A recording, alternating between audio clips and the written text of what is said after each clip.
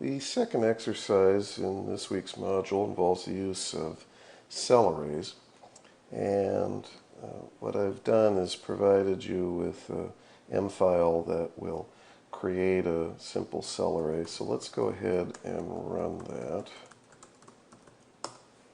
And what we can see that does is it creates this cell array called AVG underscore precip, which stands for average precipitation. And if we take a look at it, then we see, oh, okay, so it's got four major elements, if you will. And it's got a 1 by 3 cell, a 1 by 2 cell, a 1 by 12 cell, and then a 3 by 2 by 12 double. Well, what is that first cell?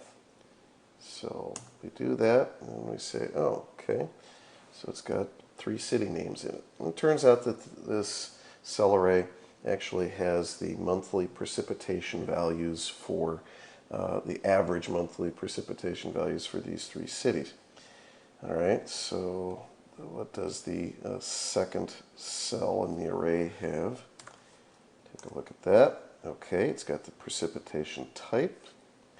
And then we take a look at the third cell in the array, and we see, oh, it's got the abbreviation for the month names. All right, well, what about the last one? Well, that's a 3 by 2 by 12 double. That's a little complicated.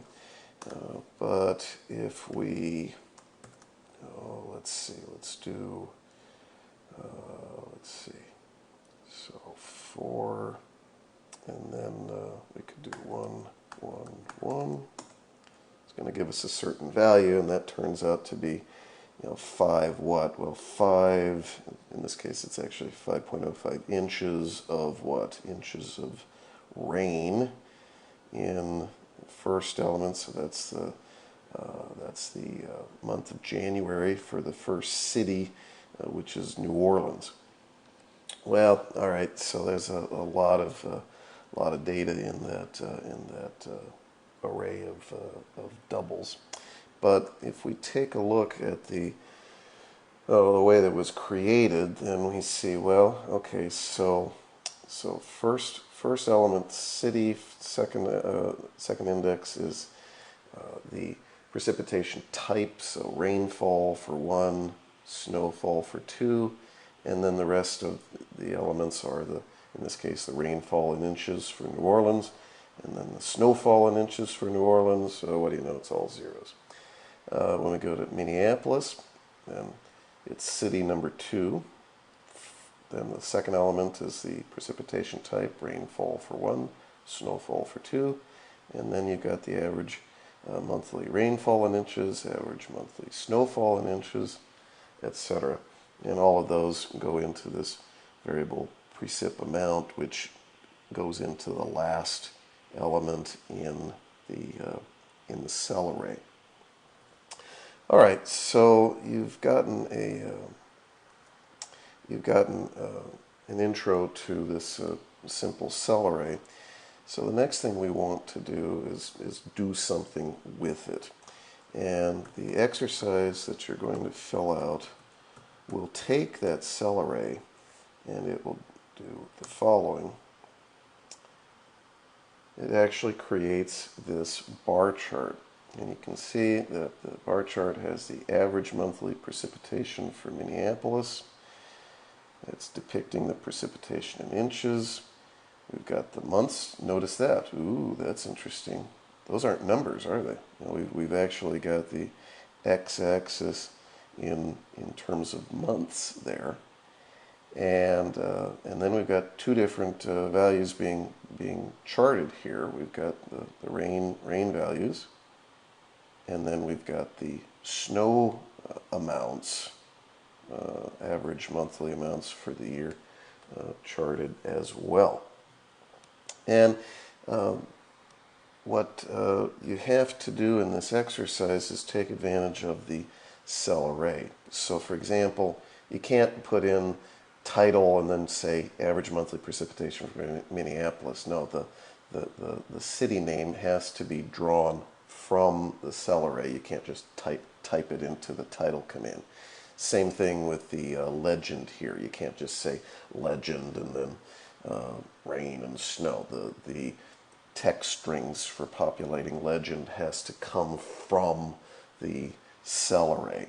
And similarly, you have to get these X tick labels, is what they're called, from the cell array rather than typing it in by hand.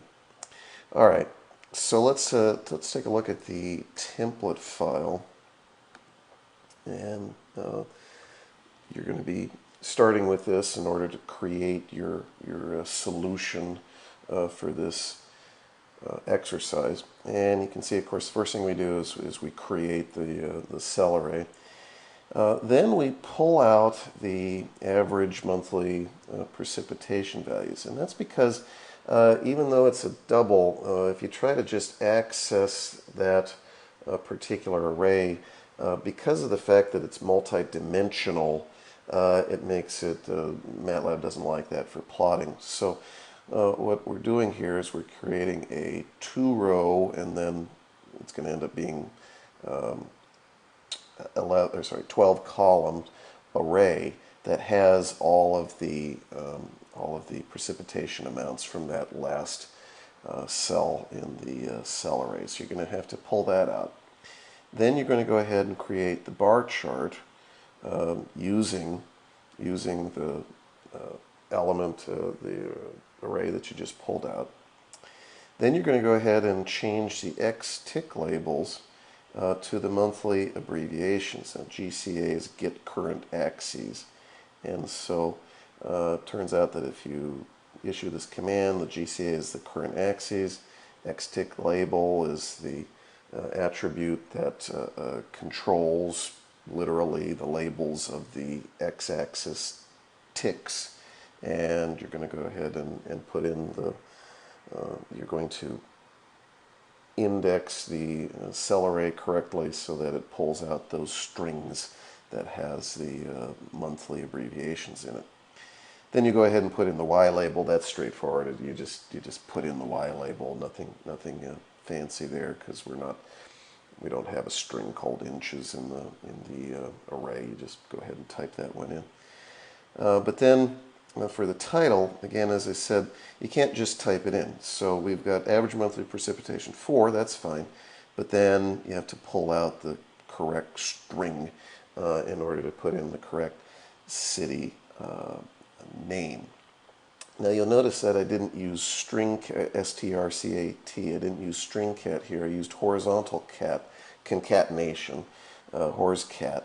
And what horscat allows you to do is put these together without the trailing and leading blanks being eliminated.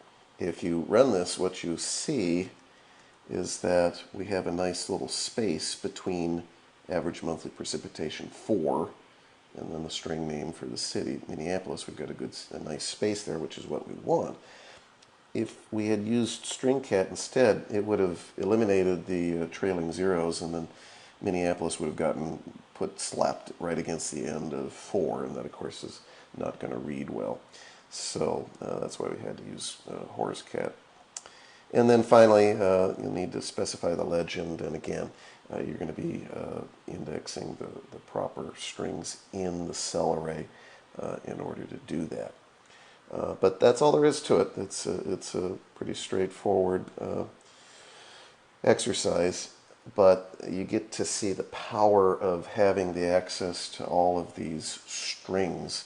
If you had a more complicated process, you needed to be able to do this for multiple cities, and you didn't want to put it all in by hand, you could imagine that you would be able to create these charts for dozens of cities somewhat automatically without having to type this stuff all in by hand. And so it gives you a little bit of a flavor for the advantages of cell arrays.